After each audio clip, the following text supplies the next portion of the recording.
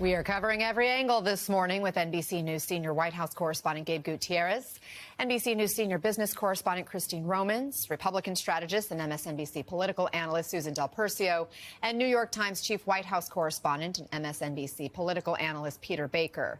Okay, Christine, GDP shrank in the first quarter of this year.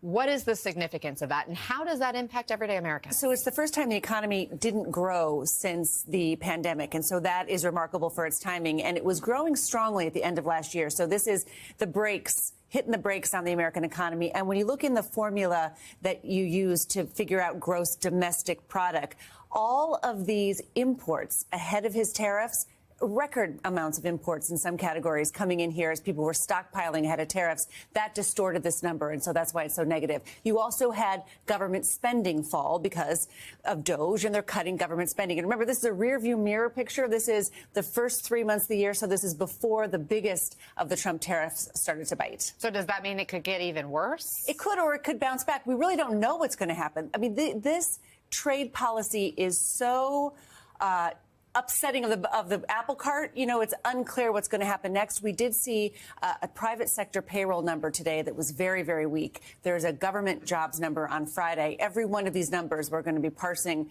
to see just what are the effects on the economy of this very big, different trade change from the president. Gabe, how is the White House framing this economic news? Well, hi there, Anna. Well, the Trump administration has repeatedly tried to look backwards in many ways when the stock market is not as high as they would like it to be. They've been blaming the Biden administration for leaving them with poor economic conditions, even though inflation had already started to cool.